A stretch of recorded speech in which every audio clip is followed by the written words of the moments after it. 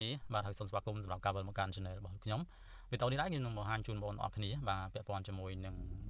ងកម្មវិធីរកលុយមួយដែលមានឈ្មោះថា Social Value ដែលកម្មវិធីមួយនេះបងប្អូនខ្លះក៏គាត់បានចុះឈ្មោះហើយក៏ទទួលបានលុយយ៉ាងក្រាស់ក្រែលដែរព្រោះថាកាលពី season 1ហ្នឹងមានន័យថាគេបានចែកលុយម្ដងមកហើយអញ្ចឹងនេះគឺវាឈានចូលដល់ season 2 ហើយ season 2នេះក៏ម្លងប្រហែលជា2-3 ខែដែរហើយអញ្ចឹងកាលពី season 1នោះគឺចែកលុយបាទគឺ airdrop របស់គេគឺគេលីកចូលទីផ្សារដែលសឹងតែគ្រប់ exchange ទាំងអស់ហើយម្នាក់ទទួលបានលុយយ៉ាងក្រាស់ក្រែលបានតិចបំផុតក៏$100ដែរហើយមានអ្នកខ្លះទទួលបានរហូតដល់រាប់ពាន់ដុល្លារណោះបាទគឺ2-3,000 ដុល្លារណោះគឺជាពិតរឿងពិតដែលមិនអាចប្រកែកបានទេគឺ airdrop នេះគឺបានចែកលុយឲ្យ user របស់ខ្លួនយ៉ាងក្រាស់ក្រែលតែម្ដងអញ្ចឹងវីដេអូនេះខ្ញុំនឹងបង្ហាញបងប្អូនទាំងអស់គ្នាដែលអត់ទាន់បានចុះឈ្មោះលេងណាទោះបីជាវាឈានចូល season 2ក៏ដោយក៏ខ្ញុំគិតថាវានៅអត់ទាន់ហួសពេលដែរព្រោះកម្មវិធីនេះវានៅអត់ទាន់ចែកកាក់ជាលើកទី2ទេអញ្ចឹងបើសិនបងប្អូនទាំងគ្នាខិតខំប្រឹងប្រែងលេងជាមួយវាខ្ញុំគិតថាវាអាចនឹងទទួលបានលុយដូចនៅក្នុង season 1ចឹងដែរគ្រាន់ថាយើងមិនដឹងថាគេនឹងចែកស្ថិតនៅក្នុងទំហំណាមួយថាបានច្រើនដូច season 1ឬអត់ឬក៏យ៉ាងម៉េចអានឹងយើងអត់ច្បាស់ទេប៉ុន្តែគ្រាន់តែអ្វីយើងច្បាស់ហ្នឹងគឺការពី season 1ហ្នឹងគឺម្នាក់គឺបានលុយច្រើនមែនទែនបាទរហូតដល់$10,000ណោះអញ្ចឹងកម្មវិធីមួយនេះគឺមានឈ្មោះថា Social Value ដែលវាចេញដំបូងគឺជា airdrop ដាក់នៅក្នុង Telegram ទេហើយយើងសំបន្ទុកសំអីក្នុង Telegram ហើយក៏មានបងប្អូនរបស់យើងមួយចំនួនគឺគាត់អត់យល់គាត់ប្រឹងទៅលេងក្នុង Telegram ដល់ពេលគេ update ដោយសារតែអត់បានចូលមើលការ update ណាពេលខ្លះគឺខ្ញុំព្យាយាមធ្វើវីដេអូបន្ថែមទៅលើការ update ដែរតែមានអ្នកចូលទៅមើលគាត់ប្រឹងប្រែងទៅលេងក្នុង Telegram ដល់ពេលគេ update ឲ្យយើងមក log in ក្នុង browser វិញម្ដងយើងអត់ត្រឡប់មកវិញអញ្ចឹងដល់ពេលគេចែកកាក់យើងអត់ទទួលបានអូខេអញ្ចឹងខ្ញុំបញ្ជាក់ថានៅក្នុងកម្មវិធីមួយនេះអ្វីដែលល្អបំផុតគឺយើងលេងក្នុង browser តែម្ដងទៅ browser គឺមាន Chrome មាន Firefox Opera Mini ហ្នឹងអញ្ចឹងនៅពេលបងប្អូនទាំងនេះក៏ចុចលើ link របស់ខ្ញុំគឺវានឹងសូមបងប្អូនទាំងអស់គ្នាបាទចូលមកក្នុងbrowser តែម្ដងអូខេអញ្ចឹងនៅពេលបងប្អូនទាំងអស់គ្នាបាទចូលចុចលើ link របស់ខ្ញុំគឺវានាំបងប្អូនចូលទៅក្នុងការចុចឈ្មោះហើយអញ្ចឹងពាក់ព័ន្ធមួយកម្មវិធីមួយនេះគឺអត់ពិបាកទេគឺបងប្អូនទាំងគ្នានៅពេលយើងបង្កើតវាបានជោគជ័យហើយមួយថ្ងៃយើងក៏ចូលមក check in ម្ដងហើយកម្មវិធីនេះតម្រូវបងប្អូនទាំងគ្នាមានជាមួយ Gmail និងកម្មវិធី X ឬក៏ហៅថា Twitter ដែលខ្ញុំបានដាក់ពីរបៀបនៃការបង្កើត X ឬក៏បង្កើត Gmail នៅខាងក្រោមវីដេអូនេះដូចគ្នានៅក្នុងទំព័រ description អូខេអញ្ចឹងបងប្អូនទាំងគ្នាគ្រាន់តែចូលមក like ចូលមក share ឬក៏ចូលមកវីដេអូខ្លីៗរបស់គេទេគ្រាន់ចូលចេញមកវិញហើយចុចដើម្បីទទួលបានបន្ទុកទៅបងប្អូនទាំងគ្នានឹងទទួលបានការសំបន្ទុករាល់ថ្ងៃហើយកន្លែងនេះគឺជា level របស់វាធ្វើយ៉ាងណាយើងបានលេងបានបន្ទុកច្រើន level ច្រើនទៅយើងសង្ឃឹមនឹងទទួលបាន airdrop ពីកម្មវិធីនេះមកវិញហើយអូខេចឹងសម្រាប់បងប្អូនទាំងអស់គ្នាបាទដែលមានចំណាប់អារម្មណ៍ចុះឈ្មោះរកលុយជាមួយនឹង Social Value នេះឧទាហរណ៍ថាបងប្អូនទាំងគ្នាកំពុងតែតាមដានបាទទស្សនាវីដេអូរបស់ខ្ញុំបងប្អូនទាំងអស់គ្នាបាទនឹងឃើញទម្រង់បែបនេះអញ្ចឹងដោយសារតែការបង្ហាញនេះគឺបង្ហាញនៅលើ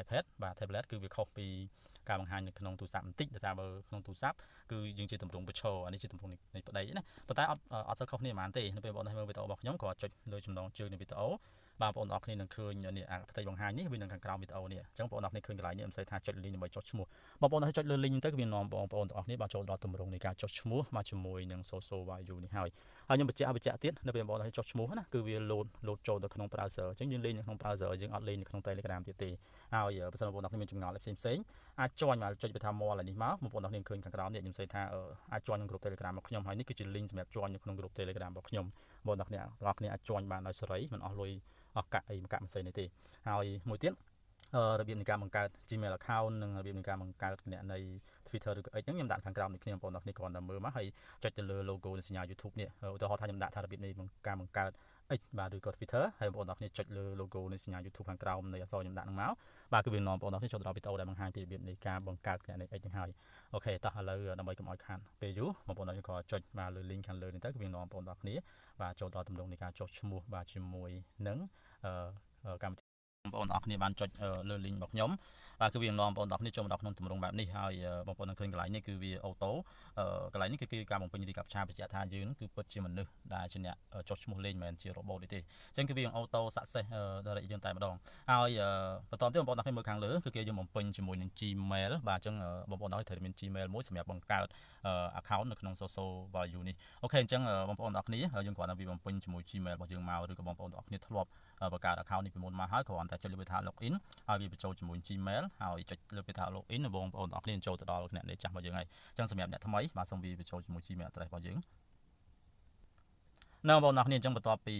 យើងបានបញ្ចូលជាមួយ Gmail address នៅត្រង់ចំណុចនេះរាល់ហើយបងប្អូនគ្នាកន្លែងមើលខាងក្រោមគឺគេឲ្យបំពេញជាមួយ password និង confirm password អញ្ចឹង confirm password នេះមានន័យថាបើសិនបងប្អូនគ្នាដាក់ password ខាងលើដោយរបៀបណាខាងក្រោមគេត្រូវតែដាក់ដូចគ្នាអូខេអញ្ចឹងសម្រាប់ទម្រង់នៃ password គឺយើងត្រូវផ្ដើមនៅអក្សរធំបាទជាអក្សរអង់គ្លេសណាអក្សរធំអក្សរតូចលេខនិងសញ្ញាអញ្ចឹងខ្ញុំចុចលើផ្នែកបើកនេះមួយឧទាហរណ៍ថានេះគឺគំរូគេដាក់ឲ្យយើងណាមានអីញ៉ៃញ៉ៃអញ្ចឹងទៅប៉ុន្តែខ្ញុំចុចយកពាក្យថា create my own ហើយលើឧទាហរណ៍ថាខ្ញុំដាក់ថាSombo បាទ Sombo 2 3 4 5បាទហើយខ្ញុំដាក់មកផ្កាយធុងឈូកអីចឹងទៅអញ្ចឹងនេះគឺជាទម្រង់ password ដែលត្រឹមត្រូវគឺវាលោតសញ្ញា tick នៅត្រង់ចំណុចនេះបងប្អូនទាំងគ្នាបើសិនបើយើងដាក់ password ហ្នឹងវា tick ខ្ទង់ពេកឬក៏ក្រោម8ខ្ទង់ឬក៏ស្រាលពេកដាក់លេខទូរស័ព្ទដាក់ថ្ងៃខែយ៉ាងណាដែរគឺវាអត់ឲ្យអូខេអញ្ចឹងបន្តបងប្អូនដាក់ password ខាងលើយ៉ាងម៉េចហើយខាងក្រោមនេះគឺដាក់ដូចគ្នាវាបញ្ចូលដូចគ្នាហើយបន្តទៀតបងប្អូនទាំងអស់គ្នាបាទចុចលើពាក្យថា next ខាងក្រោមអញ្ចឹងកន្លែងនេះសូមបំពេញ password ទីសិននៅបងប្អូនទាំងគ្នាអញ្ចឹងបន្ទាប់ពីយើងបានបំពេញ Gmail password ត្រឹមត្រូវរួចរាល់ហើយបងប្អូនទាំងគ្នាឃើញកន្លែង next នេះគឺវា load ផ្ទៃដែលយើងអាចចុចទៅមុខបានគឺលោកផ្ទៃពណ៌ទឹកក្រូចណាយើងចុចលើវាមកហើយបងប្អូនទាំងអស់គ្នារងចាំបន្តិចគឺវានឹងចេញជាទម្រង់បែបនេះអូខេអញ្ចឹងទម្រង់បែបនេះបងប្អូនទាំងអស់គ្នាអាចចុចលើវាថា save ខាងលើមួយមកដើម្បីឲ្យទូរស័ព្ទដៃរបស់យើងនឹងវាចងចាំបាទជាមួយនឹង account របស់យើងនៅពេលយើង log in ពេលក្រោយគឺវាចាំបាច់សួរទេអញ្ចឹងមកដល់កន្លែងនេះគឺគេនេះគឺមានទុកនាទីឲ្យយើងចំនួន40វិនាទីដើម្បីចូលទៅយកលេខកូដនៅក្នុង Gmail ដែលយើងបានធ្វើការចុះឈ្មោះខ្ញុំសូមចូលទៅយកលេខកូដនេះសិននៅបងប្អូនទាំងគ្នាអញ្ចឹងលេខកូដរបស់វាគឺ816 484អញ្ចឹងខ្ញុំចូលទៅបំពេញវិញ816បាទ484បាទយើងវាយមកកុំឲ្យហួសនាទីរបស់គេណាបាទ816បាទ484អូខេបងប្អូនទាំងគ្នាវាយមកដល់ពេលយើងវាបញ្ចូលអស់ហើយគឺវានឹង load auto direct ចូលមកក្នុងកន្លែងហ្នឹងតែម្ដងអញ្ចឹងមកដល់កន្លែងនេះបងប្អូនទាំងគ្នាឃើញខាងលើនេះគឺយើងបានចុះឈ្មោះបានជោគជ័យហើយអញ្ចឹងនេះគឺជាគណនីរបស់យើងអញ្ចឹងយើងអាចចុចលើនឹងមួយមកអូខេយើងចុចលើគណនីរបស់យើងនឹងមួយមកយើងអាចចុចលើ view profile នេះអូខេចុច view profile ឡើងមកបងប្អូនទាំងគ្នាចូលមកដល់ក្នុងទម្រង់បែបនេះអូខេអញ្ចឹងកន្លែងនេះយើងអាច edit មក edit ហ្នឹងចង់យើងអាចផ្លាស់ប្ដូរឈ្មោះរបស់យើងឥឡូវខ្ញុំដាក់ឈ្មោះកន្លែងនេះខ្ញុំដាក់ថាខ្ញុំចុចលើវាថា change អូខេខ្ញុំ change មួយសិននេះ change នេះមកយើង change ចោលមួយមកហើយលុបអានឹងចោលខ្ញុំដាក់ឈ្មោះថាបាទរតនាអូខេខ្ញុំដាក់មកឈ្មោះអ្នកណាក៏បានឈ្មោះកូនចៅប្រពន្ធយើងក៏បានដែររតនាអូខេដាក់ឈ្មោះថារតនាហើយបន្ទាប់មកទៀតខ្ញុំចុចលើវាថា save អូខេគឺវានឹង load ឲ្យយើងហើយហើយកន្លែង security នេះបងប្អូនអរគ្នាអាច add បន្ថែមបានឬក៏ account information នេះយើងអាចមកកន្លែងនេះយើងអាចភ្ជាប់បាទនៅក្នុងដែរនៅពេលបងប្អូនទាំងអស់គ្នា connect បាទយើងអាច connect ជាមួយនឹង Twitter Telegram connect ជាមួយនឹង Google ដែលដាក់ជាមួយ Gmail connect ជាមួយលេខទូរស័ព្ទហ្នឹងគឺសិតតែបាន point បាទបាន point នៅក្នុងចំណុចហ្នឹងទាំងអស់អញ្ចឹងណាចឹងបងប្អូនទាំងអស់គ្នាត្រូវតែ connect មកដើម្បីទទួលបាន point ឥឡូវតោះយើងចូលទៅមើលចំណុចដែលយើងត្រូវសន្សំបន្ទុកពីវានៅបងប្អូនទាំងអស់គ្នាអញ្ចឹងសម្រាប់ការសន្សំបន្ទុកនៅពេលបងប្អូនទាំងអស់គ្នាចូលមកដំបូងអញ្ចឹងខ្ញុំដូចខ្ញុំបញ្ជាក់ពីក្បាលវីដេអូអញ្ចឹងគឺសម្រាប់ការរកលុយនៅក្នុង social value នេះកាលពី season 1គឺយើងអាចសន្សំបាននៅក្នុង Telegram ឲ្យបងប្អូនខ្លះក៏អត់ដឹងទេពេលគេដូរមកឲ្យយើងសន្សំនៅក្នុង browser វិញមានដូចជាជ្រោមហ្នឹងគឺអត់ត្រឡប់មកជាមួយគេទេអញ្ចឹងហើយការសន្សំបន្ទុកហ្នឹងគឺអត់បានជោគជ័យនៅពេលគេតម្លាក់លុយឲ្យគឺយើងអត់បានលុយទេអញ្ចឹងខ្ញុំបញ្ជាក់ទៀតគឺ social value នេះគឺ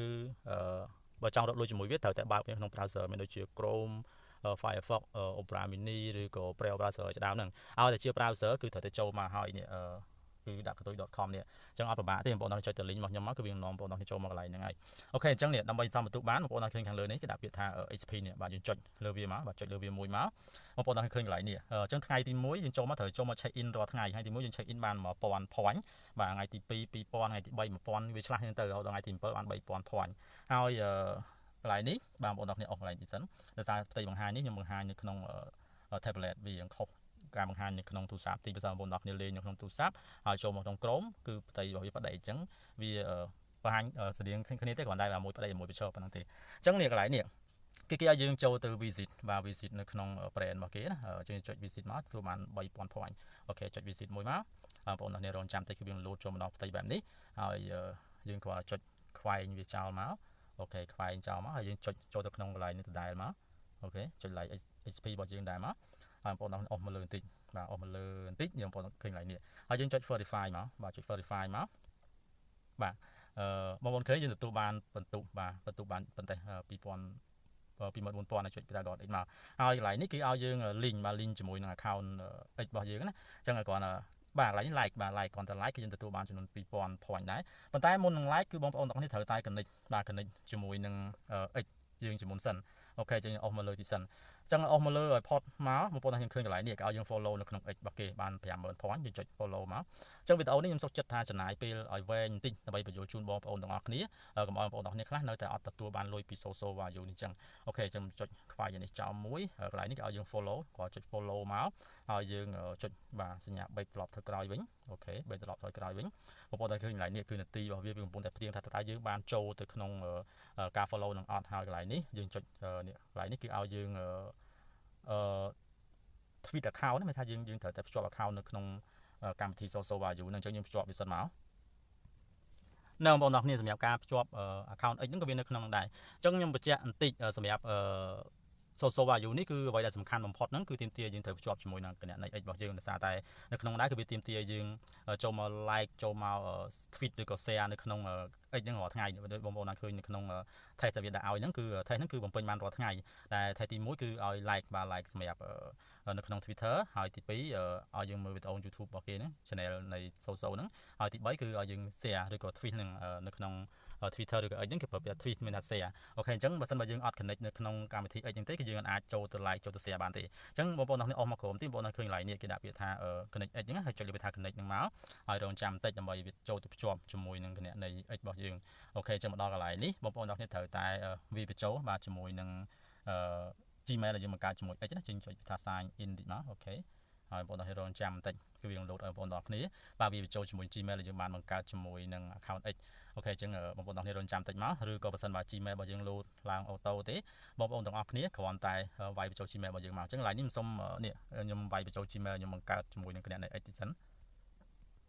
អូខេអញ្ចឹងបន្ទាប់ពីយើងបានវាបញ្ចូលជាមួយនឹង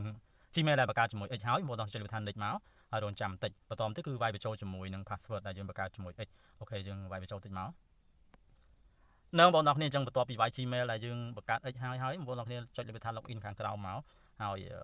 យបងប្អូនទាំងគ្នាចុចលើប៊ូតាន save ខាងលើមកអូខេអញ្ចឹងមកដល់កន្លែងនេះបងប្អូនទាំងគ្នាចុចពាក្យថា authorize app អូខេចុចលើវាមកអូខេបងប្អូនទាំងគ្នាចាំបន្តិចវាកំពុងតែផ្ទៀងផ្ទាត់ថាតើគណនី X របស់យើងនឹងវាត្រឹមត្រូវអត់ហើយវាកំពុងភ្ជាប់ឲ្យយើងអូខេអញ្ចឹងមកដល់កន្លែងនេះបងប្អូនទាំងអស់គ្នាចុចចូលទៅក្នុង XP ឡើងវិញបាទ XP របស់យើងឡើងវិញមកអូខេចុចឡើងនឹងម្ដងទៀតមកនេះបងប្អូនឃើញគឺនេះវាដាក់ថាយើងបានភ្ជាប់ជាមួយនឹង X បានជោគជ័យគឺនេះគឺជាបន្ទុករបស់យើងណាអូខេអញ្ចឹងអស់មកលើបន្តិចបងប្អូនទាំងអស់គ្នាចូលទៅមើលសិនតើ X នេះបានភ្ជាប់ហើយនៅអញ្ចឹងនេះកន្លែងនេះនៅពេលយើងភ្ជាប់ហើយវានៅក្នុងទម្រង់ដដែលទេបងប្អូនចូលមើលសិនមកតើយើងបានបន្ទុកប៉ុន្មានបន្ទាប់ពីយើងភ្ជាប់ X របស់យើងមុននឹងបាញ់ហ្នឹង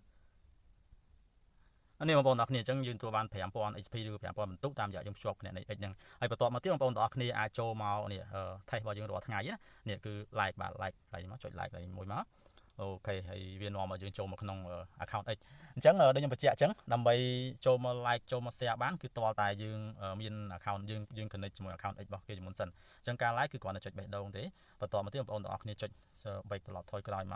កហើយបងប្អូនរងចាំវា verify នេះរយៈពេល60នាទី62នាទីនៅពេលវា verify ហើយគឺវាឲ្យបន្ទុករបស់យើងហើយបងប្អូនទាំងអស់មកខាងក្រោមអស់មកយើងធ្វើអា test ថ្មីនឹងអស់មកក៏បងប្អូនទាំងគ្នាធ្វើចប់ហ្នឹងយើងអាច pass ទៅ level 1បានហើយ level របស់គេគឺស្ថិតនៅកន្លែងនេះlevel របស់គេស្ថិតនៅកន្លែងនេះអញ្ចឹងដើម្បី pass level 1បានបាទបងប្អូនទាំងអស់គ្នាត្រូវតែមានប៉ុណ្ណេះ74000ហើយខ្ញុំបញ្ជាក់ថា social value នេះគឺវាបានចែកលុយម្ដងហើយមានបងប្អូនខ្លះបានលុយរហូតដល់រាប់ពាន់តិចបំផុតក៏បាន$100 $200ដែរកាលនោះគេគិតត្រឹម level 2គឺគេចែកលុយឲ្យហើយគឺចូលមកលេងនៅក្នុង browser ត្រឹមត្រូវហើយគេចែកលុយយើងហើយអញ្ចឹងនៅក្នុងseason ក្រោយនេះអត់ទាន់ដឹងថាវានឹងចែកលុយនៅក្នុងថ្ងៃណាទេប៉ុន្តែបើតាមខ្ញុំចូលទៅអានព័ត៌មានរបស់គេគឺតើតើយើងផាសនៅក្នុងចាប់ពី level 4ឡើងទៅគឺយើងអាចទទួលលុយបានប៉ុន្តែគ្រាន់ជាការ announcement លើកដំបូងទេយើងអត់ច្បាស់ថាវានឹងចាប់រាប់ពី level ណាហើយ snapshot មានថាវាគិតទៅលក្ខខណ្ឌអីទេអ្វីដែលខ្ញុំចង់បញ្ជាក់បងប្អូនទាំងគ្នាគ្រាន់តែយើងចាប់ដើមលេងជាមួយវាទៅគឺអត់ទាន់ហួសពេលទេអូខេអញ្ចឹងបើខ្ញុំធ្វើឲ្យអស់ជូនបងប្អូនទាំងអស់គ្នាវាចំណាយពេលច្រើនមែនទែនបងប្អូនទាំងអស់គ្នាអាចសាកល្បងហើយបើអត់យល់ឡើយណាអាចឆាតមកសួរខ្ញុំតាម Telegram មកដោយសារតែក្នុង YouTube របស់ខ្ញុំក៏ខ្ញុំដាក់ Telegram ផ្ទាល់ខ្លួនហើយបងប្អូនទាំងអស់គ្នាក៏អាច join នៅក្នុង group Telegram របស់ខ្ញុំដូចគ្នាដើម្បីសួរបន្ថែមព្រោះបើសិនបើនិយាយគឺនិយាយអត់ទេវាច្រើនមែនទែនសម្រាប់ social value នេះអូខេចឹងវីដេអូនេះខ្ញុំសូមបញ្ចប់វាតែប៉ុណ្្នឹងហើយអរគុណបងប្អូនទាំងអស់គ្នា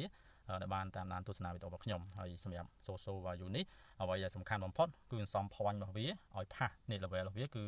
account ថ្មីគឺនៅ level 0ឡើយទេបើសិនបងប្អូនគ្នាបានចំនួន7បាទនេះ42000 XP នេះបងប្អូនគ្នានឹង pass level 1ហើយប៉ុណ្ណេះបងប្អូនទាំងអស់គ្នាគិតថាយូរយើងចុចចូលមកលេងរាល់ថ្ងៃចូលមក check in រាល់ថ្ងៃហ្នឹងគឺតែយ៉ាងយូរបំផុត5ថ្ងៃគឺអាច pass level 1ហើយយ៉ាងយូរបំផុត5 10ថ្ងៃ pass level 2ហើយគឺព្យាយាមលេងវាបាទព្យាយាមលេងវាបានរាល់ថ្ងៃកុំលងវាដើម្បីឲ្យយើងឆាប់ complete level ហើយនេះអូខេអញ្ចឹង